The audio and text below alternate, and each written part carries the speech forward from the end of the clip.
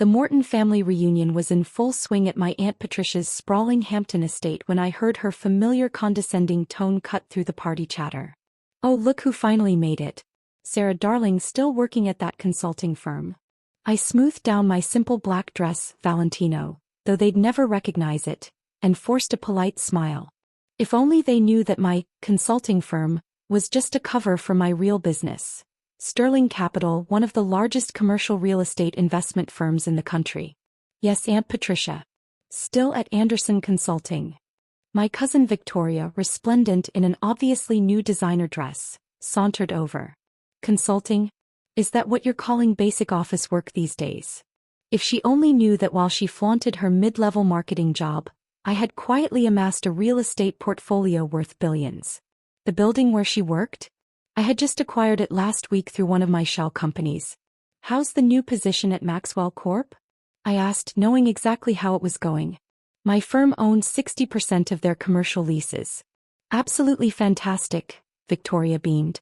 "We're moving to the top floor of the Millennium Tower next month. Only the most successful companies get space there." I bit back a smile, thinking of the documents sitting on my desk. The Millennium Tower was my latest acquisition, purchased through a network of carefully structured holding companies. The most successful companies were all my tenants, though none of them knew it. "That's wonderful," I murmured, accepting a glass of champagne from a passing waiter. "You should see my new office," Victoria continued. "Corner suite, city views. Of course, you're welcome to visit, if you can get past security." My Uncle Robert joined us, his golf tan highlighting his self-satisfied smile. Victoria's doing the family proud. Following in my footsteps, climbing the corporate ladder. Unlike some people who seem content with, "What is it you do again, Sarah?" "Just office work, Uncle Robert," I replied mildly, thinking of my real office. The penthouse suite of Sterling Tower, where I made decisions that moved billions through the real estate market. "Speaking of offices," my aunt chimed in, "Robert just closed a huge deal. Morton Industries is expanding again. We're buying the entire Preston building downtown." I took a careful sip of champagne to hide my amusement. They weren't buying the Preston building. No one was. I had already purchased it through one of my subsidiaries last month. "That's impressive," I said, watching my uncle preen. "When's the deal closing?" "Next week," he announced proudly. "Just a formality, really. The current owner is some investment group. Phoenix something. They've already agreed to our terms. Phoenix Holdings, another one of my companies. I had specifically instructed my team to string along Morton Industries' laughably low offer, knowing exactly how this would play out. My mother appeared, touching my arm with familiar disappointment. "Sarah, darling, your cousin Jessica just made partner at her law firm. And Victoria's promotion. Don't you think it's time you thought about advancing your career?" I thought about the meeting scheduled for tomorrow morning, where Morton Industries would learn that their done deal was anything but done. In fact, they were about to discover that their entire corporate headquarters had a new landlord. "I'm comfortable where I am, Mom." "Comfortable?" Victoria scoffed. "Is that what we're calling underachieving now? Some of us actually have ambition." My phone buzzed. A message from my CEO, technically my employee, though he was the public face of Sterling Capital while I remained anonymous. Everything set for tomorrow's announcement. Morton Industries board is in for quite a surprise. "Still using that old phone?" Victoria smirked. "I could help you upgrade, if you can afford the monthly payments." I glanced at my deliberately modest phone, a custom secure device that looked outdated but cost more than Victoria's car. "That's kind of you," I replied, "but I try to live within my means." The party continued, a parade of family achievements and thinly veiled criticism of my apparent lack thereof. I sat through it all, playing my role as the family disappointment while mentally reviewing tomorrow's carefully planned revelations. "Morton Industries is going places," Uncle Robert announced to anyone who would listen. "This expansion is just the beginning. The Preston building will be our new flagship location. The whole company's being restructured," Victoria added excitedly. "Premium office space, top-tier addresses. We're even renovating the current headquarters." I thought about the notice sitting on my desk, ready to be delivered first thing tomorrow morning. Their current headquarters building, which they'd occupied for 20 years but never owned, was about to undergo some changes they hadn't planned for. "Don't worry, Sarah," my aunt said with fake sympathy. "I'm sure there's still room in the mailroom. Family discount on the rent, right, Robert?" My uncle laughed heartily. "We take care of our own, even the ones who never quite succeeded. If they only knew that their entire business empire operated out of buildings I owned, that every lease they signed ultimately crossed my desk, that their family discount was actually keeping their rates artificially low, until tomorrow." As I drove home that night to my penthouse apartment, owned through another shell company, I called my assistant.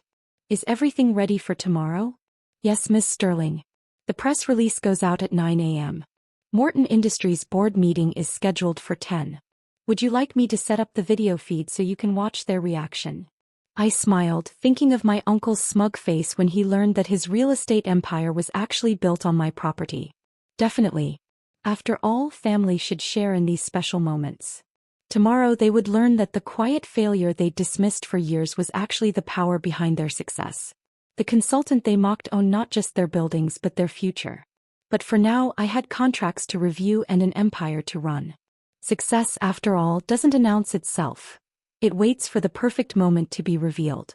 The next morning I arrived at Sterling Capital's headquarters early, watching the sunrise reflect off the buildings I owned, including the one where Morton Industries was about to have their board meeting.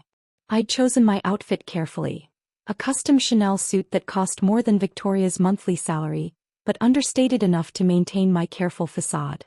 At exactly 9 a.m., the press release went live. Sterling Capital announces comprehensive real estate portfolio restructuring, major rent adjustments and tenant changes expected. My phone immediately started buzzing with notifications. First came the business news alerts, then the panicked messages from tenants, and finally, right on schedule, the family group chat exploded. "Uncle Robert, emergency board meeting at 10. Some investment firm is raising all our rents. Victoria, what about our new office? The Preston building deal. Aunt Patricia, Robert, do something. We can't afford market rates." I smiled, settling into my private office to watch the drama unfold on the security feeds. Morton Industries' boardroom was already filling up, my uncle's face growing redder by the minute as he read the morning's news. "This is impossible," he was shouting at his executives. "Sterling Capital can't just change all our leases. Actually, we could." Every lease agreement had a clear clause allowing for rate adjustments with proper notice. They just never bothered to read the fine print, too busy congratulating themselves on their brilliant negotiations. My assistant's voice came through the intercom. "Ms. Sterling, Morton Industries CEO is demanding to speak with Sterling Capital's owner. Should I put him through?" "No need," I replied. "I'll be paying them a visit personally." The security feed showed increasing chaos in the boardroom. Victoria had arrived, clutching printouts of the press release. "Dad, what about my corner office? The one you promised in the Millennium Tower?" "Not now, Victoria." Uncle Robert snapped. "We need to contact the owner of Sterling Capital. Someone must know who's behind this."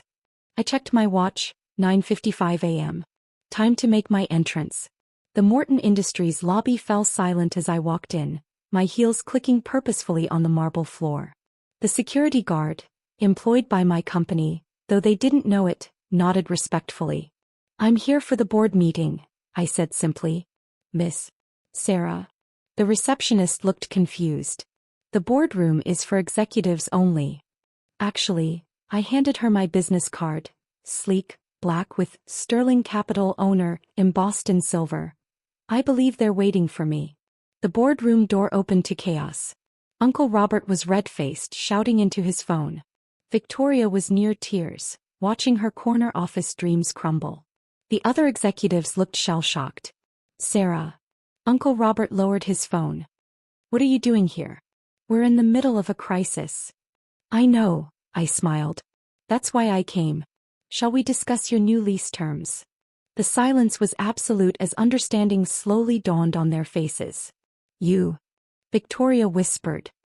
"You're not really a consultant." "No," I confirmed, taking a seat at the head of the table, my table in my building. "I'm the owner of Sterling Capital. Your landlord, among other things." Uncle Robert collapsed into his chair. "This is impossible. Sterling Capital is a multi-billion-dollar real estate empire. Yes, I agreed pleasantly. It is. Built quietly over the last 10 years while you were all busy mocking my modest career choices. I opened my briefcase, removing a stack of documents. Now about your leases. We're adjusting all rates to current market value, approximately triple what you're currently paying. The Preston building deal is, of course, cancelled. And the Millennium Tower renovations will require all current tenants to relocate. Immediately. You can't do this. Victoria shrieked. We're family. Family. I raised an eyebrow. Like when you told everyone at Christmas that I couldn't afford a decent car. Or when Uncle Robert suggested I apply for a janitorial position in his building. My building, as it turns out. My phone buzzed. More family members having meltdowns in the group chat as the news spread. I turned to the board members, many of whom were looking at me with new respect. Ladies and gentlemen, Sterling Capital is implementing comprehensive changes across our portfolio. Your preferential lease rates are being terminated. You have 30 days to either accept the new terms or vacate. But where will we go? Uncle Robert stammered. I smiled, thinking of all the times he'd bragged about his business acumen. Perhaps you should have spent less time boasting about your success and more time reading your lease agreements. Particularly the parts about who actually owned your success.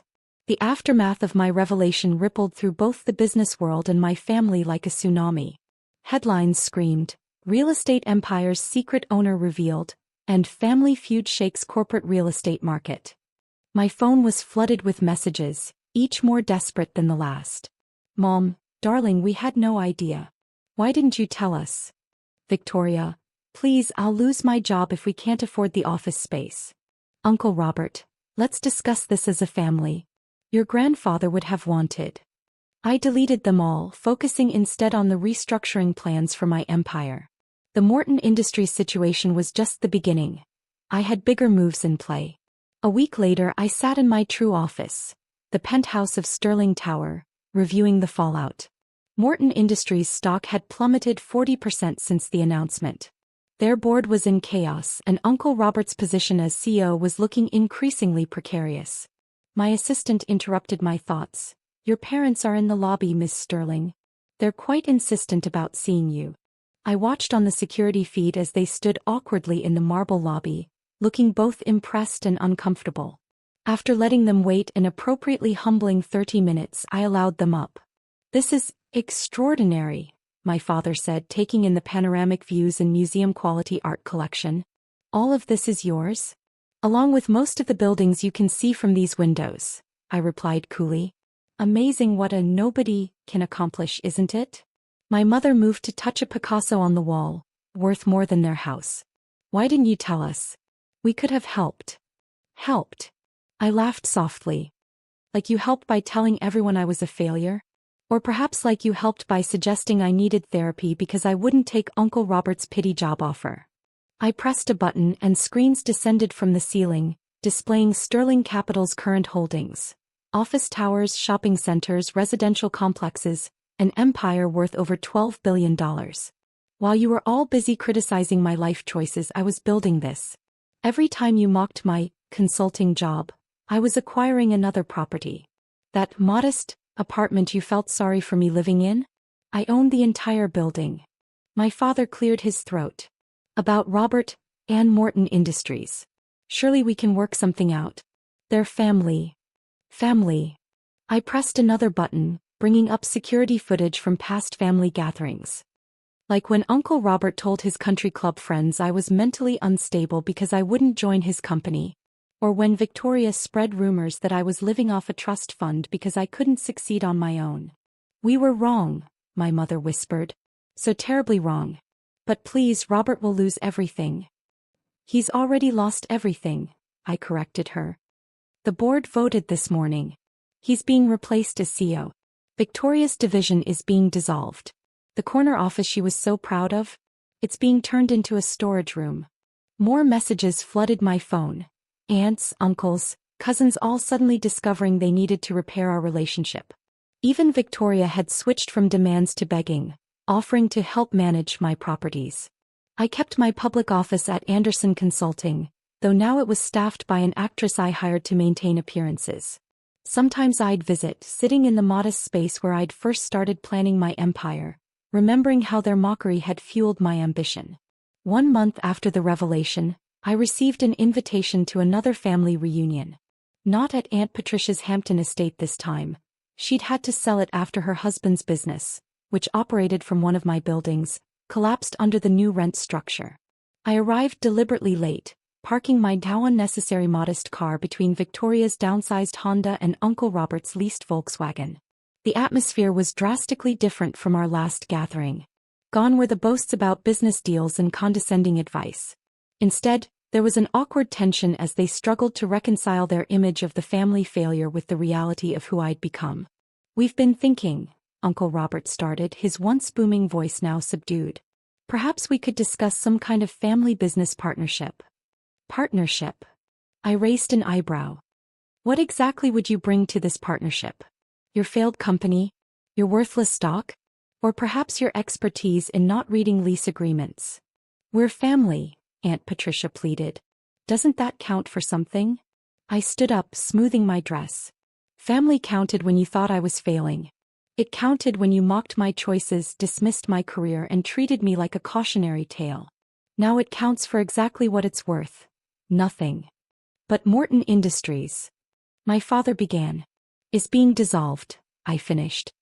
"The board approved the liquidation this morning. Consider it a lesson in humility and property management."